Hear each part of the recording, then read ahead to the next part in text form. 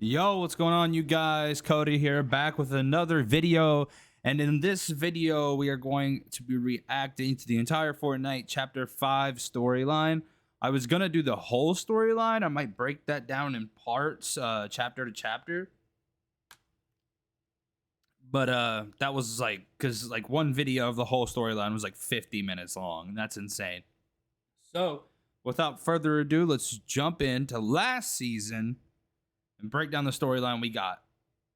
Fortnite's storyline is back. The gods of Olympus are waging war on the island, and it's here you'll find prophecies, an upcoming apocalypse, and the return of a character we all thought was gone. This is everything you need to know, which started all the way back on March 2nd. The ground started shaking, and out of nowhere, the flaming hand of a titan was revealed. It broke free from underneath the surface, covered in chains, and presented us with Pandora's box. This ancient Greek item was a gift from the gods, except it was more of a curse, unleashing all of the world's evil. Knowing this, we still decided to smash the chains and broke the box apart. This set free a vortex full of trapped souls, along with the rest of ancient Greece. As we come to grips with this new world, the king of the gods looks down from his throne at Mount Olympus. Zeus is furious with humanity for releasing this evil. In fact, he is so angry that he decides to unleash his wrath upon the mortals. He's already begun this crusade by going after the society. The secret organization from last season were at war with Agent Jones and the Underground.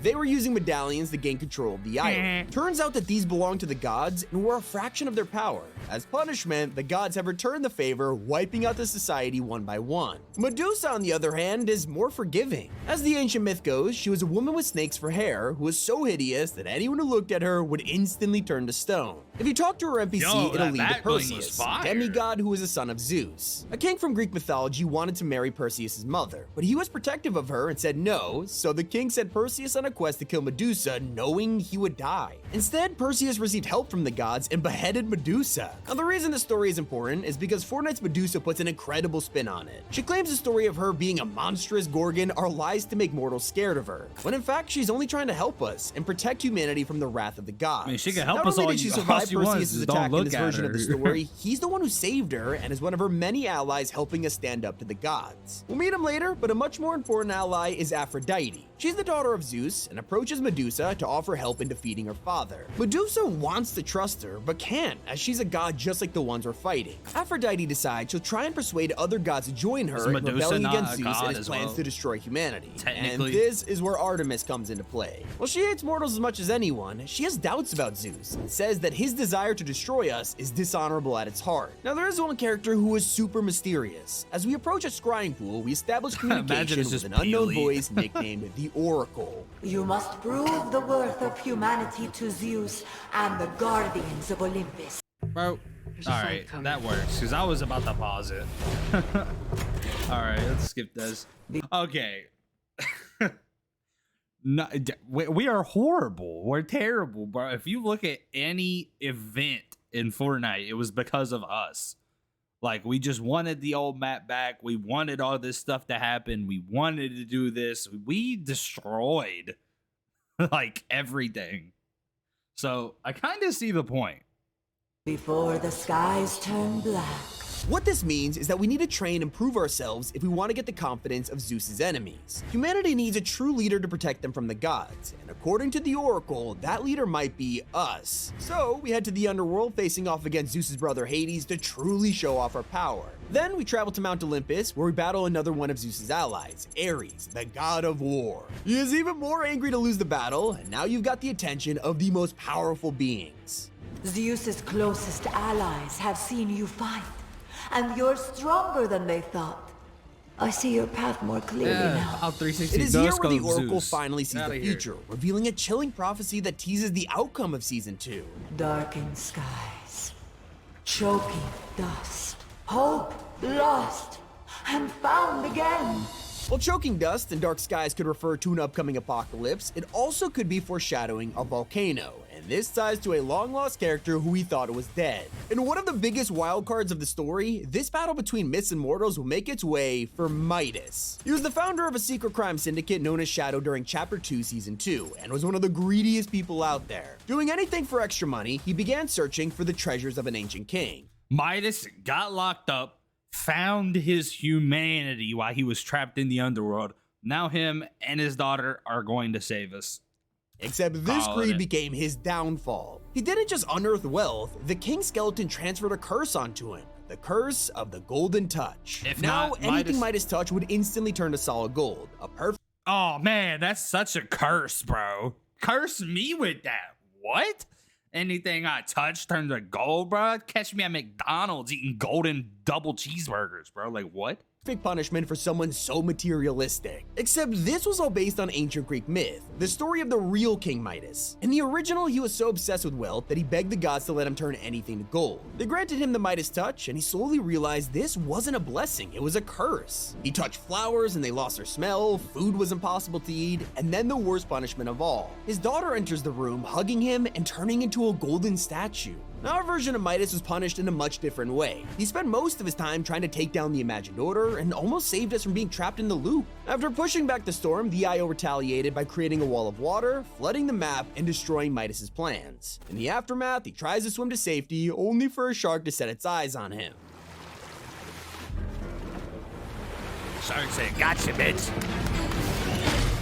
At the time, the creator of the story claimed he was in the loop and this was just a He was in the snapshot, which loop when sounded he got fine, chomped? but it left Midas's story Okay. unfinished. he Yeah, had no that- idea what actually happened to him or where this would go. For the next couple of years, we will get countless hints and teasers from Midas's old gang, but nothing ever came from it. Sometimes they would even act like he had a scheme that was about to be enacted. Fortnite has now confirmed the shark bite was canon and hugely important to Midas's new story. After being eaten, his soul was taken down to the underworld where he was judged by Hades.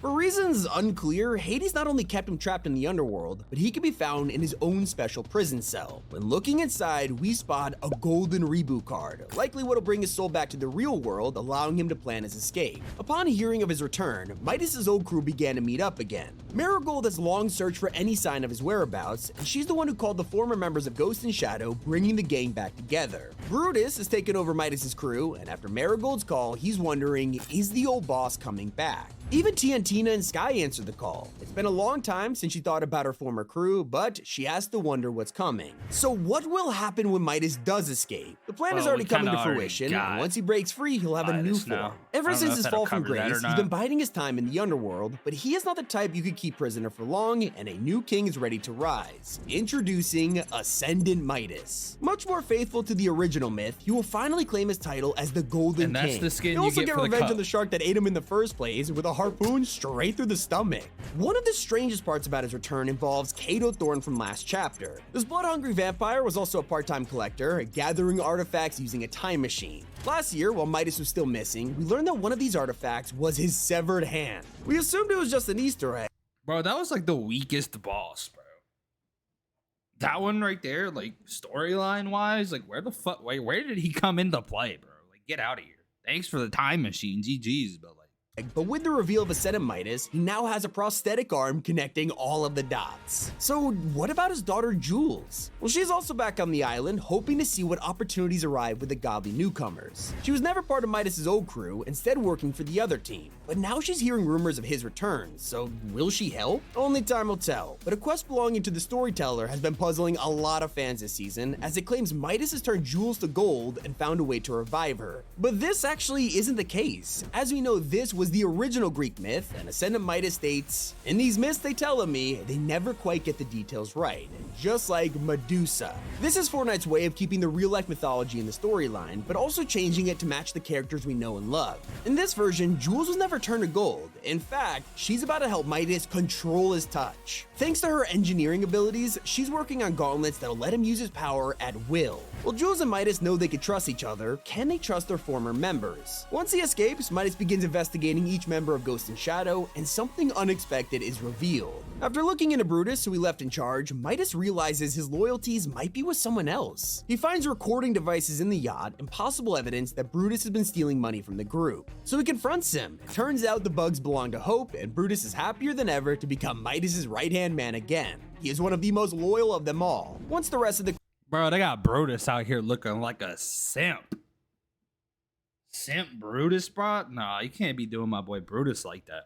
crew has been reunited, it'll be time for the great Marigold Yacht Heist, a final effort to get off the island once and for all. Midas will complete his escape by stealing the yacht, letting him get away from the wrath of Zeus and Hades, who will be furious that he escaped the underworld. One thing we're looking forward to is that sometime this season, volcanoes will cover the map in ash and molten rock. This could be the prophecy the Oracle has been warning us about, and while we don't want all that buildup to be for an LTM, it's unlikely to be a full-on live event. Assuming it's not a Midas teaser, let's talk about what the Oracle's prophecy could also mean for— Damn.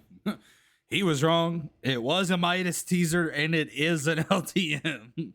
us. Darkened skies and choking dust does sound like the fallout of a huge battle, possibly a final showdown between myths and the mortals, as the power of gods on both sides leaves destruction everywhere. It also leaves us wondering what exactly was unleashed from Pandora's box. For something that's meant to hold all the evil in existence, all it did was bring Greek mythology to the island. Do you think this prophecy could be talking about the evil finally showing itself? Maybe we'll have to hold fire in our war with Zeus to face this enemy together. This is the start of a fresh storyline for Chapter 5. If you find any clues or secrets, make sure to comment them down below. There's a lot we have to figure out. It's been Tommy. Keep it here on top.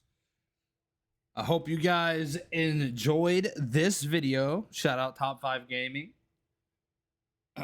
Let me know what you guys think's gonna happen as far as this storyline goes. This is only part 1. We'll be doing part 2 to this, and then we're gonna go back and start a part 1 series of every chapter storyline explained. So if you guys are hyped for that, make sure to like the video, subscribe, leave a comment down below, and I will catch you in the next one. Peace out!